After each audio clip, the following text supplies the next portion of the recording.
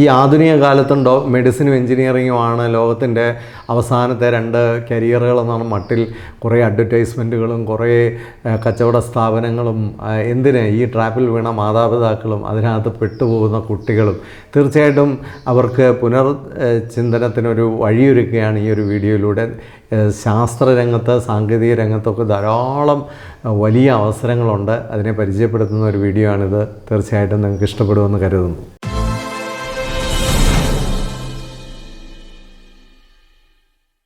NEET പരീക്ഷയും JEE പരീക്ഷയുമൊക്കെ എഴുതി അത് കിട്ടാതൊക്കെ വരുമ്പോൾ വലിയ നിരാശയുള്ള ഒത്തിരി കുട്ടികളുണ്ടെന്ന്.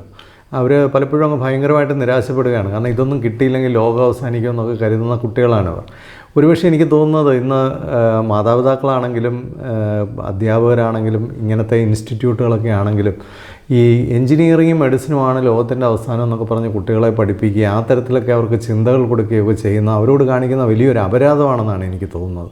കാരണം ലോകത്ത് വരുന്ന മാറ്റങ്ങളൊന്നും നമ്മൾ തിരിച്ചറിയാതെയാണ് ഇത്തരത്തിലുള്ള ഒരു ട്രാപ്പിൽ എല്ലാവരും പോയി വീഴുന്നത്. ശരിക്കും പറഞ്ഞാൽ ഈ എൻജിനീയറിങ്ങും മെഡിസിനും ഒക്കെ AIയുടെയും റോബോട്ടിക്സിൻ്റെയും ഒക്കെ കയ്യിൽ ചെന്ന് പെടുകയാണ്. AIയും റോബോട്ടിക്സും ഒക്കെ ഈ രംഗത്തൊക്കെ ഒരുപാട് തൊഴിലവസരങ്ങൾ കുറയ്ക്കും.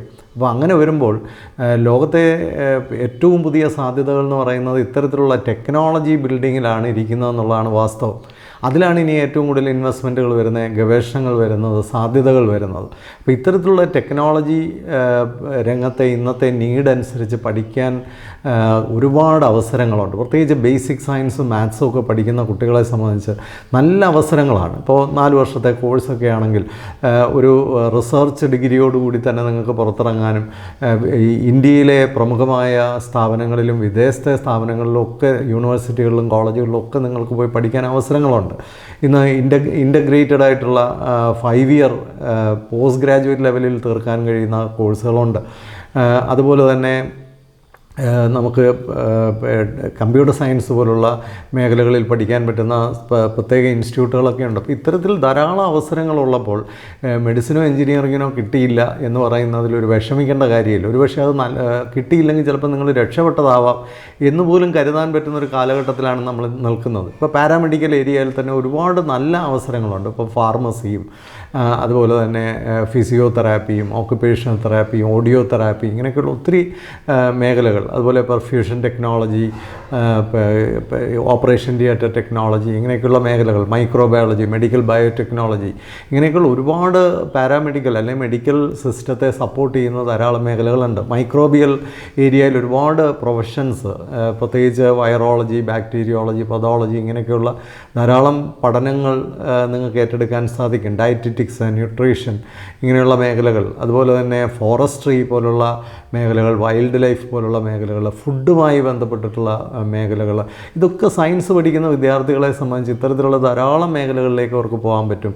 സയൻസ് പഠിച്ചിട്ട് ബിസിനസ് മാനേജ്മെൻറ്റുമായിട്ടൊക്കെ കമ്പൈൻ ചെയ്തിട്ട് കൂടുതൽ വളരെ ശക്തമായ പ്രൊഫഷൻസൊക്കെ ഉണ്ടാക്കിയെടുക്കാനായിട്ട് സാധിക്കും. അതുപോലെ തന്നെ മാത്സ് എടുത്തു കഴിഞ്ഞാൽ ഇപ്പോൾ AI, ഇപ്പം എൻജിനീയറിങ്ങിന് ഒരു വലിയ ടോപ്പ് ഇൻസ്റ്റിറ്റ്യൂട്ട് കിട്ടില്ല. നിങ്ങൾക്ക് നല്ല ഒരു കോളേജിൽ BSc മാത്സ് എടുത്ത് പഠിച്ചു കഴിഞ്ഞാൽ ആ മാത്സിൻ്റെ കൂടെ നിങ്ങൾ അത്യാവശ്യം ഡേറ്റാ സയൻസ് അങ്ങനെയൊക്കെയുള്ള മേഖലകളിലൂടെ അല്ലെങ്കിൽ അതിൻ്റെ കൂടെ കമ്പ്യൂട്ടറുമായിട്ട് ബന്ധപ്പെട്ട ചില പേപ്പറുകളിലൂടെയൊക്കെ എടുത്ത് പഠിച്ചാൽ അതിൽ നിന്നൊക്കെ ഡേറ്റാ സയൻസ് പോലുള്ള മേഖലകളിലേക്ക്, AI പോലുള്ള മേഖലകളിലേക്കൊക്കെ നിങ്ങൾക്ക് ചെന്ന് തുടർ പഠനങ്ങളൊക്കെ നടത്താനായിട്ട് സാധിക്കും. ഇപ്പോൾ ടെക്നോളജിയും സയൻസും കൂടെ ചേർന്ന ഒരു കോമ്പിനേഷൻ വളരെ ശക്തമായിട്ട് നിങ്ങളുടെ കരിയറിൽ നിങ്ങളെ മുമ്പോട്ട് രക്ഷപ്പെടുത്താൻ മതിയായതാണ്. അപ്പോൾ അത് ബുദ്ധിപൂർവ്വം കാര്യങ്ങളൊക്കെ സെലക്ട് ചെയ്യുക, അറിവുള്ളവരുമായിട്ട് ചർച്ച ചെയ്ത് കാര്യങ്ങളൊക്കെ സെലക്ട് ചെയ്യുക. അതുപോലെ തന്നെ ഇപ്പം സയൻസും പഠിച്ചു, നീറ്റൊക്കെ എഴുതി കിട്ടിയില്ല, നിങ്ങൾക്ക് അക്കൗണ്ടിങ് രംഗത്തേക്ക്, ഫിനാൻസ് രംഗത്തേക്കൊക്കെ പോകാം, മാനേജ്മെൻറ്റ് രംഗത്തേക്ക് MBA പോലുള്ള അല്ലെങ്കിൽ BBA പോലുള്ള MBA പോലുള്ള കോഴ്സുകളിലേക്കൊക്കെ പോകാം. അതിനൊന്നും ഒരു തടസ്സമില്ല. എക്കണോമിക്സ് വളരെയധികം സാധ്യതകൾ തരാൻ കഴിയുന്ന ഒരു ശാസ്ത്ര മേഖലയാണ് എക്കണോമിക്സ് മാത്തമാറ്റിക്സ് ഒക്കെ ഉള്ള കുട്ടികൾ പോയി എക്കണോമിക്സ് ഒക്കെ പഠിക്കാമെങ്കിൽ അതിൽ നിന്നൊക്കെ വലിയ കരിയറുകൾ നിങ്ങൾക്ക് സൃഷ്ടിച്ചെടുക്കാനായിട്ട് പറ്റും. തുടർന്ന് ഗ്രാജുവേഷൻ കഴിഞ്ഞ് GRE GMAT പോലുള്ള പിന്നെ പരീക്ഷകളൊക്കെ പാസ്സായാൽ വിദേശത്തേക്ക് ഏറ്റവും മികച്ച സർവകലാശാലകളിലൊക്കെ നിങ്ങൾക്ക് അഡ്മിഷൻ എടുക്കാനായിട്ട് സാധിക്കും. അപ്പോൾ ഇവിടം കൊണ്ടൊന്നും ലോകം അവസാനിക്കുമെന്ന് കരുതി പിന്നെ കരഞ്ഞും പ്രയാസപ്പെട്ടും ദുഃഖിച്ചും ഒന്നും മാറിയിരിക്കേണ്ട യാതൊരു ആവശ്യമില്ല. അപ്പോൾ നിങ്ങൾക്ക് മെഡിസിനോ എഞ്ചിനീയറിങ്ങിനോ കിട്ടിയില്ല എന്നുള്ളത് കൊണ്ടൊന്നും സംഭവിക്കുന്നില്ലെന്ന് മാത്രമല്ല, മെഡിസിനും എഞ്ചിനീയറിങ്ങിനും ഒക്കെ ഇനി ഒരുപാട് തൊഴിലവസരങ്ങൾ നഷ്ടപ്പെടാൻ സാധ്യതയുള്ള മേഖലകളാണ്.